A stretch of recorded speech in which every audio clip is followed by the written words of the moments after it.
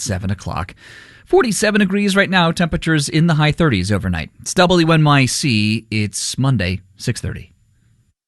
Support for WNYC comes from Intrepid Travel, a B Corp offering small group trips guided by local experts. Travelers can see the Tuscan countryside by bike, share tea with a Berber family in Morocco, or cook with locals at a Costa Rican farm stay. Learn more at intrepidtravel.com. This is WNYC 93.9 FM and AM 820, NPR News and the New York Conversation.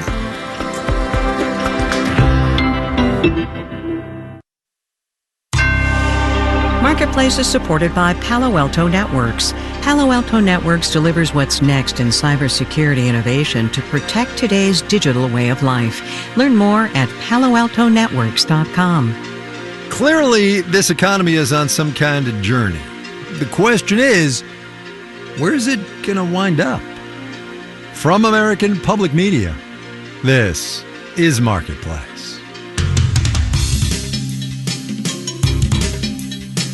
Marketplace is supported by Amazon Business, dedicated to helping businesses save time on office tasks and empower leaders with business buying solutions that support teams to focus on growing the business. Learn about smart business buying at amazonbusiness.com. And by Odoo, dedicated to providing software designed to scale with businesses. Odoo's programs for manufacturing, accounting, and more aim to provide building blocks for creating a custom software suite. Odoo, what small businesses need. And by Cencora, bringing the companies and capabilities of AmerisourceBergen together under one new name. Built on 150 years of innovation, Cencora is dedicated to improving the health of people and animals worldwide at Cencora.com.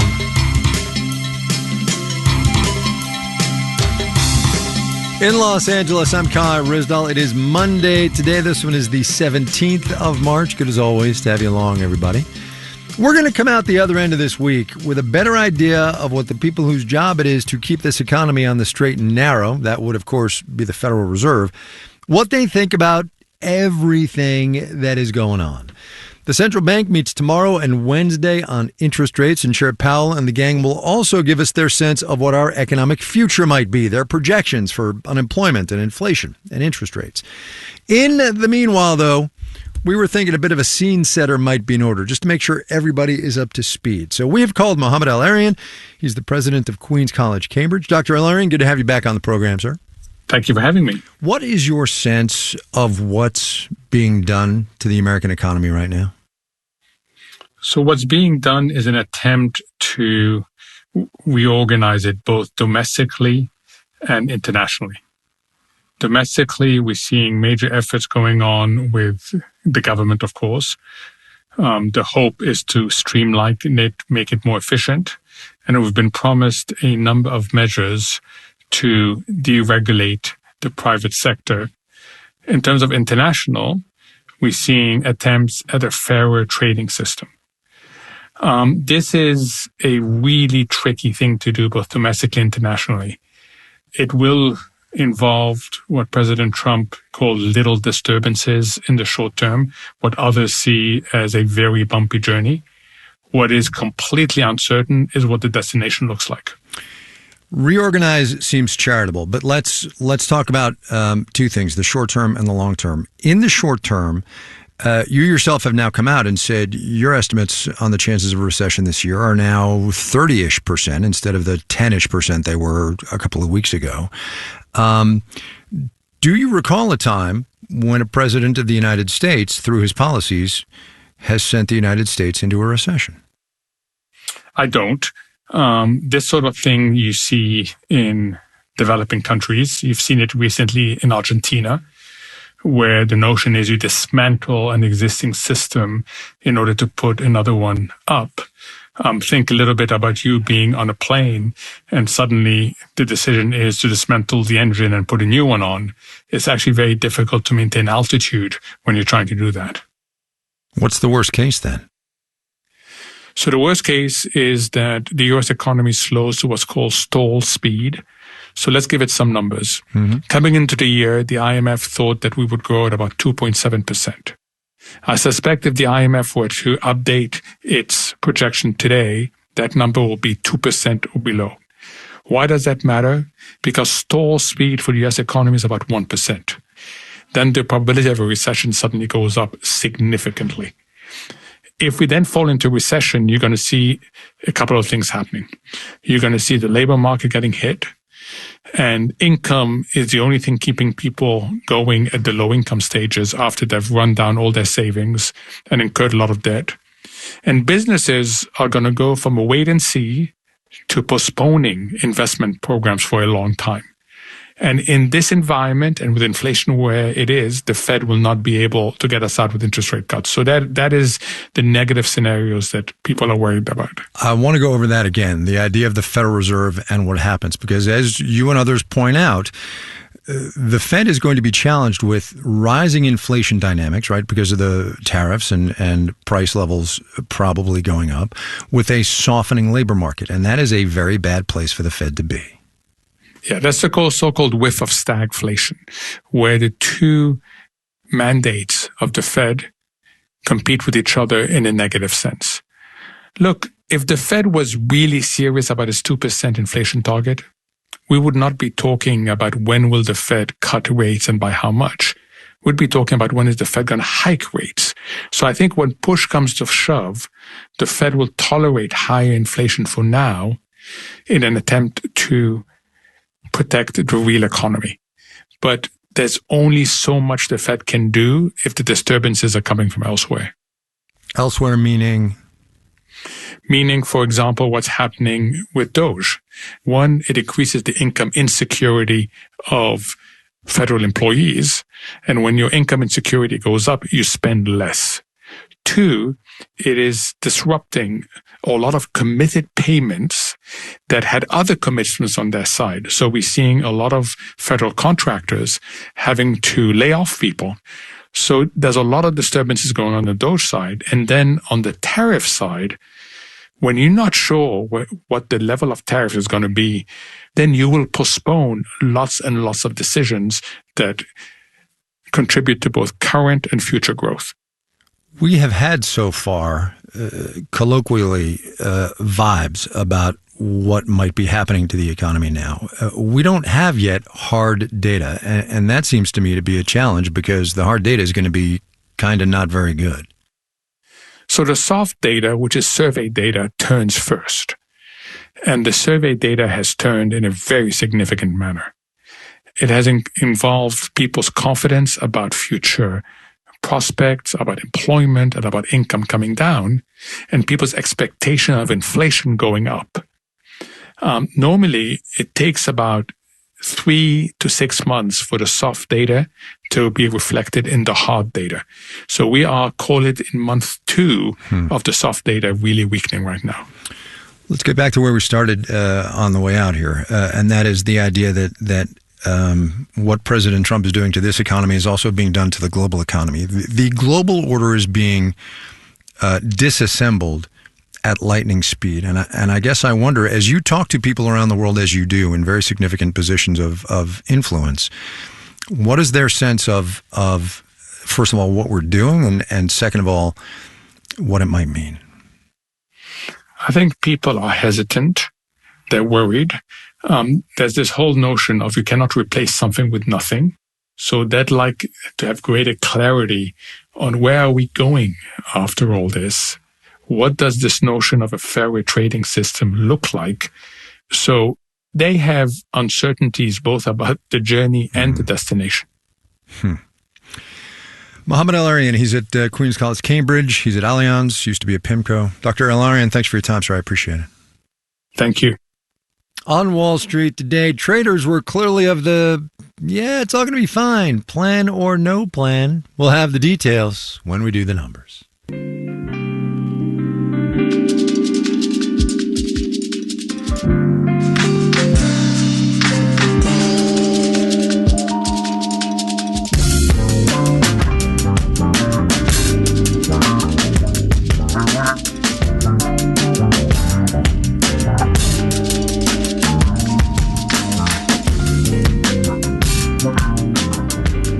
In theory, The whole point of President Trump's tariffs is to give American manufacturing a boost. And to that end, we got from the New York Federal Reserve today the Empire State Manufacturing Index, a survey of manufacturers in New York State about demand and input costs, employment, general business activities, right? In March, that index fell to its lowest level in more than a year. Marketplace's Justin Ho draws the macroeconomic conclusions. Demand is lower. Inventories are piling up on manufacturers' shelves, and employment levels are cooling off, according to the Empire State Manufacturing Index. And prices on both inputs and finished products are up. Both of those measures rose to their highest level in a couple of years. Tim Quinlan is senior economist with Wells Fargo. He says this is the latest indication that tariffs are already causing friction. You saw it with last week's consumer sentiment measures. You saw it with retail sales numbers, and you're certainly seeing some softness in this gauge from the New York Fed. New York's manufacturing sector includes a lot of industries that are vulnerable to tariffs. Russell Weaver is research director with Cornell's School of Industrial and Labor Relations. There are firms that, for example, are producing parts for wind energy, for solar energy. We've seen growth in a lot of that, but there are also a lot of staples. So we do still have auto and steel industries present in New York State. One factor in particular might have weighed on the index. Earlier in the month, when the New York Fed conducted the survey, Canada had threatened to slap a surcharge on energy exports to New York and 2 other states in response to the Trump administration's tariffs. Richard Vogel is dean of the School of Business at Farmingdale State College. He says even though Canada ultimately held off, just the possibility of it coming in starts to weigh in on people's thought processes and their planning. The Empire State Manufacturing Index also tends to be volatile month to month. But Kathy Bostjancic, chief economist at Nationwide, says the index can give us an early glimpse of what's happening to manufacturing across the country. I went back just the last 10 years to see what's the correlation, and it does suggest that when we see some changes happening in the New York area, that tends to be reflective also at the national level. And Bostjancic says right now, the Empire State Manufacturing Index is pointing to a slowdown. I'm Justin Ho for Marketplace.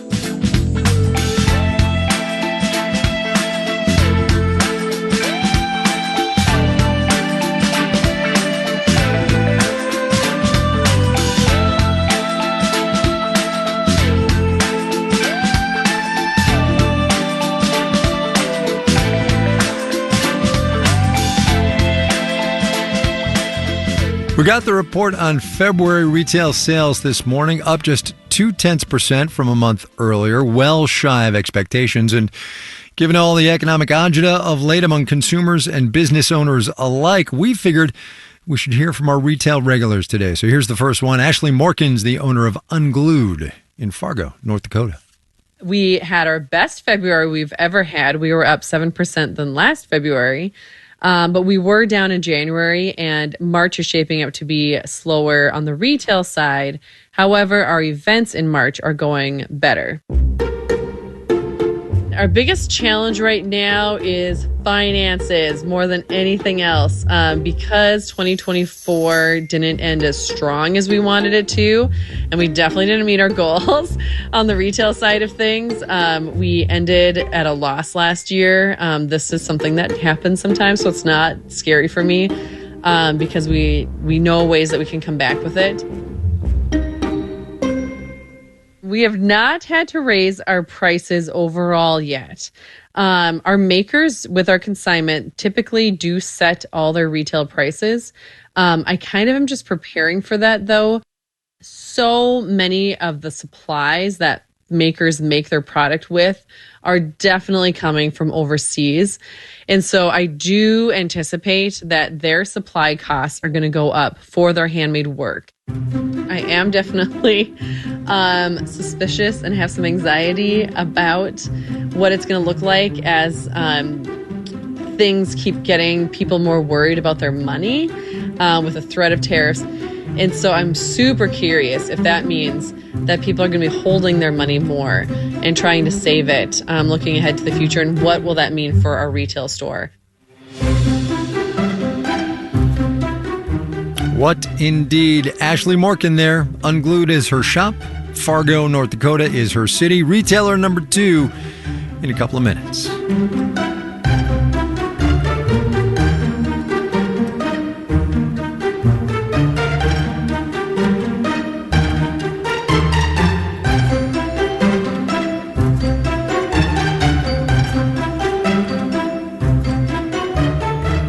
Coming up. We're doing our best to avoid overpromising to our customers. Under-promise and over-deliver. That's the way, right? First, though, let's do the numbers. Dow Industrial's up 353 today. That's 0.9%, 41,841. The Nasdaq climbed 54 points, 0.3%, 17,808. The S&P 500 added 36 points, about 0.6%, 56,75. On this St. Patrick's Day, let's check in with some stocks with connections to the Emerald Isle, shall we? Medtronic, which has its legal headquarters in Galway, Ireland, since acquiring Covidien in 2015, added 0.3%. Dublin-based Accenture, which specializes in IT services and management consulting, enlarged 2.2%. Today, Smurfit Westrock, that's an Irish-American company that makes cardboard and paper packaging, printed up 2.2% today. According to the U.S. Census, should you be curious, there are 31.5 million people of Irish descent in the United States, 9.5% of the entire population. Bond prices went up. Yield on the 10-year T-note fell to 4.30%. You're listening to Marketplace. Marketplace is supported by Progressive Insurance, helping protect small businesses and the owners that run them. Whether a plumber, accounting business, or restaurant, Progressive can help with over 30 customizable coverages. Online quotes available in as little as 6 minutes at progressivecommercial.com. And by Commvault. Businesses can recover data as well as cloud applications and platforms after a cyber attack in just minutes with Commvault, so they can become a continuous business. And by Betterment, the automated investing app that does the work, allowing people to focus on what matters most. Learn more at Betterment.com. Investing involves risk.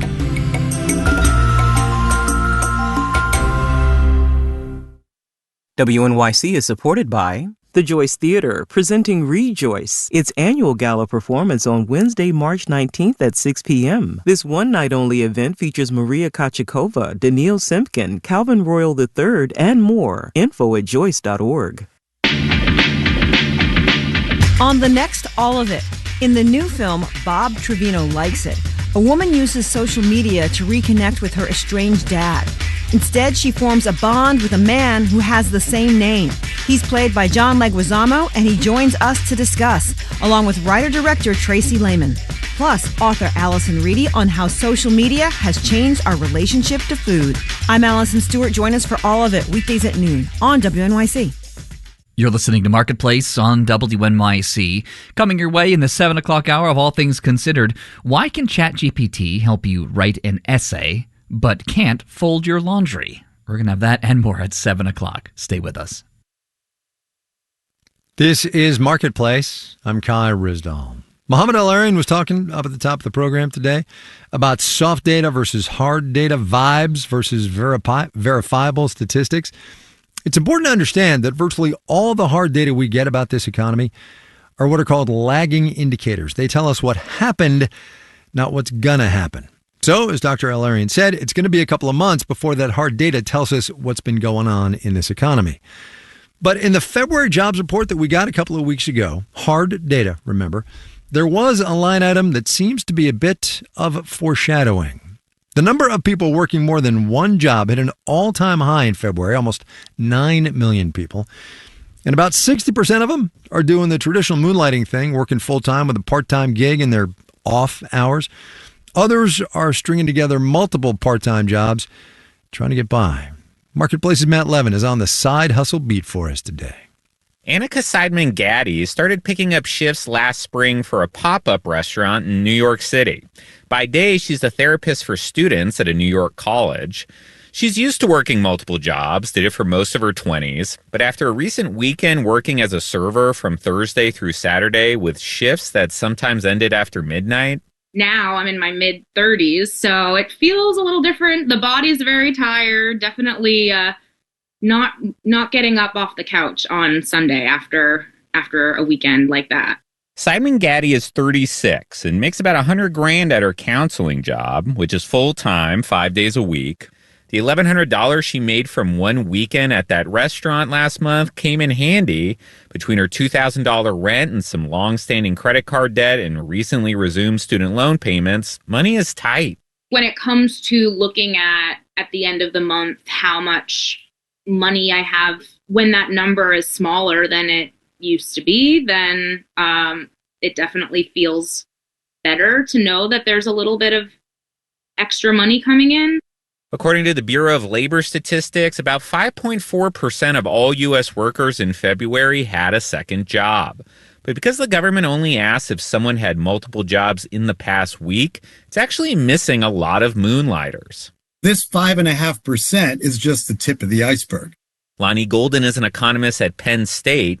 According to his research in 2023, over 20% of workers are working additional jobs, at least in the last 6 months. Golden says it used to be that it took a recession to spike the number of people holding multiple jobs. But over the last 15 years or so, with Uber and TaskRabbit and the digital gigification of the economy, side hustles are now just common. With platform technology, it's easier for people to take on additional jobs, particularly professionals, but non-professionals as well. Economist Dean Baker at the Center for Economic and Policy Research says it's too early to say whether a weakening labor market is causing more people to work multiple jobs. But given the economic uncertainty of the past few months, it makes sense some are exploring backup options. People are reasonably being cautious if they aren't sure that their main job's going to be there. A backup plan is a big reason Stephanie Crows started moonlighting as a realtor. She works full-time as an office and facilities manager for a Sacramento law firm. I've seen a lot of people who don't have a parachute, and it's just kind of like, wait a second, do I have that? Am I okay? Both Crow and her husband work multiple jobs and collectively make $140,000 or so a year. They have 2 teenage children in the house. When her husband had a heart attack in 2020, Crow started taking real estate classes. The realtor job makes her feel more secure, and the extra income's nice. She figures she's made about $50,000 over the last couple years. It helps a lot. Just being able to go buy groceries without a calculator. That's a huge blessing. Crow says eventually she'd like to help buy and sell houses full time. Sometimes your side hustle can turn into your regular job. I'm Matt Levin for Marketplace.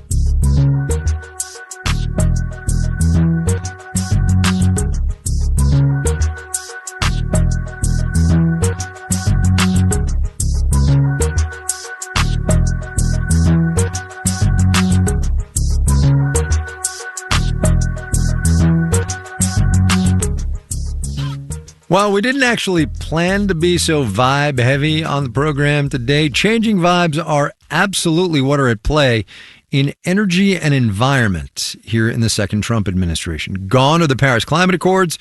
In is drill, baby, drill. But this is one of those, sure, you can fight the market if you want stories, because the fact of the matter is that with global energy demand on the rise, humanity is going to need energy from everywhere. Marketplace's Elizabeth Troval has that one. Price stability is a big reason to rely on a variety of energy sources, says Greg Upton with LSU. Even if natural gas right now is the least cost kind of new generation source, the cost to doing that, if you go all in on any source, and this includes natural gas, is that, of course, the price of that commodity can fluctuate. So if natural gas prices spike, this could lead to really large increases in electricity prices. But the U.S. can turn to other energy sources if that happens, like solar, wind, coal, nuclear, and geothermal. And prices are actually more likely than a president to bring certain energy sources off or online. Daniel Ramey is with the nonprofit Resources for the Future. Coal production and consumption has declined dramatically in the United States, and that's primarily because we're producing natural gas at a very low cost. Which is why he believes coal will continue to decline under the Trump administration. Because of the competition from natural gas and renewables. Renewables are almost certainly to keep growing. Will those technologies shift dramatically from today to 4 years from now in the overall energy picture? It's a big shift, likely not too much. Morgan Bazillion is with the Colorado School of Mines. He says it's not just the energy mix that is likely to stay the course, so will some emissions mitigation and monitoring. If they're going to sell their product to a global company that then ships it to LNG, that company wants to ensure that their supply chain is as low emissions and efficient as possible. As the U.S. pushes more of its LNG, or liquefied natural gas, abroad, the companies that do the exporting will continue to be held to international standards. I'm Elizabeth Troval for Marketplace.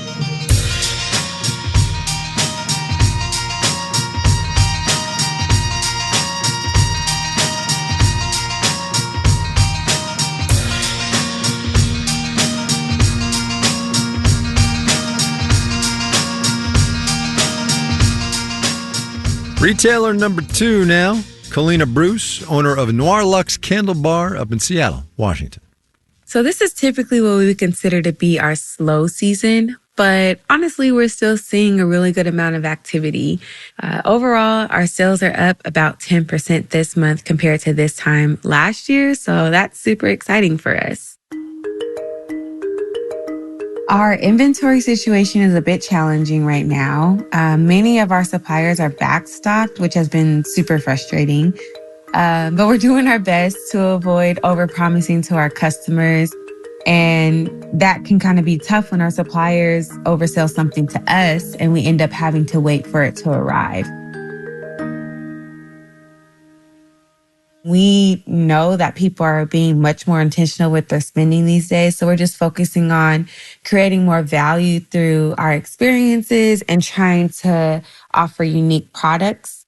We recently got a bid to do a wellness box for a women's summit, which we've done wellness boxes before, but in this particular instance, we had to curate the box from all of the items.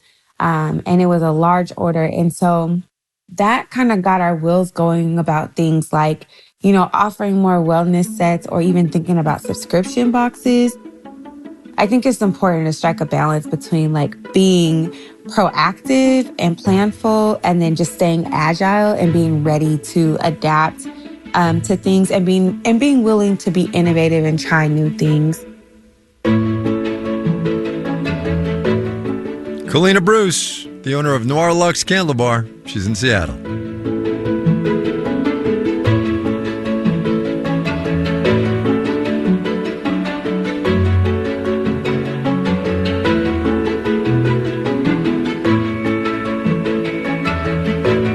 Marketplace is supported by NetSpy. Cyber threats evolve fast. NetSpy helps companies keep up. From pen testing to proactive security, and with clarity, speed, and scale, NetSpy helps protect some of the most trusted global brands at netspy.com. And by Raymond James, a firm focused on transforming lives, businesses, and communities through tailored wealth management, banking, and capital markets solutions. Disclosures at raymondjames.com. This final note on the way out today, in which, once again, the bond market can tell you a whole lot about what's going on. Saw this on Bloomberg that municipal bond sales by colleges and universities are up more than 40% so far this year compared to the same period in 2024. Colleges, as you have probably seen elsewhere in your news feeds, are being targeted by the Trump administration and so are looking to secure financing ahead of possible changes in tax policy or funding cancellations. $10 billion in those bond sales so far this year, topping the mark set in 2017. Also, as it happens, the beginning of a Trump presidency. Our daily production team includes Andy Corbin, Nicholas Guillaume, Maria Hollenhorst, Iru Ekpanobi, Sarah Leeson, Sean McHenry, and Sophia Terenzio. I'm Kai Rizdal. We will see you tomorrow, everybody.